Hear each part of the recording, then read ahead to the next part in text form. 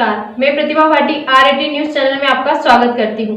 आइए जानते हैं भीलवाड़ा के साथ साथ आसपास की मुख्य खबरें। भीलवाड़ा जिले के मांडल कस्बे में जनता क्लिनिक के स्थान परिवर्तन को लेकर विवाद गहराता जा रहा है। इस मामले को लेकर ग्रामीणों ने राजस्थान के राज्यपाल के नाम एक ज्ञापन जिला कलेक्टर के माध्यम से सौंपा है। ग्रामीणों का आरोप है कि सरकार द्वारा मांडल ग्राम की जनता की सुविधा के लिए रामेश्वर लाल बेंचा आर्य मंदिर परिसर में जनता क्लिनिक स्वीकृत किया गया था, लेकिन बाद में प्रशासन द्वारा इसे दूसरे स्थान पर संचालित करने के आदेश जारी कर दिए गए। ग्रामीणों का कहना है कि स्थान परिवर्तन के बावजूद कुछ असामाजिक तत्व लगातार विवाद उत्पन्न कर रहे हैं और माहौल खराब करने की कोशिश कर रहे हैं। ज्ञापन में ग्रामीणों ने बताया कि पहले भी सामुदायिक भवन में क्लिनिक खोलने को लेकर विवाद हुआ था, जिसके बाद प्रशासन ने इसे दूसरे स्थान पर शिफ्ट करने का निर्णय लिया। इसके बावजूद कुछ लोग लगातार विरोध कर रहे हैं। ग्रामीणों का यह भी आरोप है कि कुछ युवाओं द्वारा सड़क जाम कर गांव का माहौल खराब करने की कोशिश की गई और पुलिस प्रशासन के साथ भी अभद्र व्यवहार किया गया। ज्ञापन में मांग की गई है कि जो लोग बार बार विवाद पैदा कर रहे हैं उनके खिलाफ सख्त कार्रवाई की जाए और क्षेत्र में शांति व्यवस्था बनाए रखने के लिए प्रशासन आवश्यक कदम उठाए। ग्रामीणों का कहना है कि जनता क्लिनिक जैसी स्वास्थ्य सुविधा का विरोध करना हजारों ग्रामीणों के स्वास्थ्य के साथ खिलवाड़ करने जैसा है।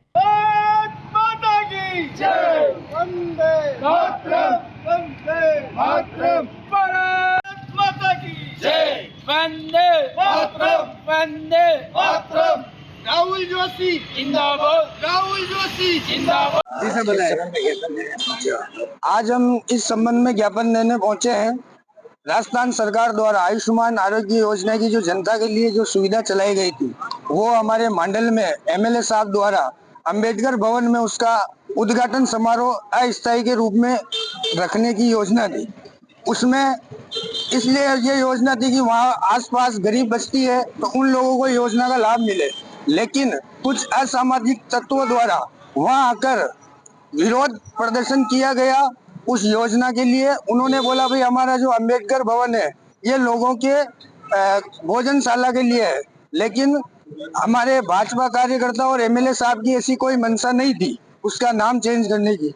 उन लोगों ने कल यहाँ कलेक्ट्रेट में आकर डिप्टी साहब और भाजपा कार्यकर्ताओं पर आरोप लगाया कि हमारे अंबेडकर भवन का नाम चेंज करने की इनकी साजिश है, लेकिन ऐसी कोई साजिश नहीं है।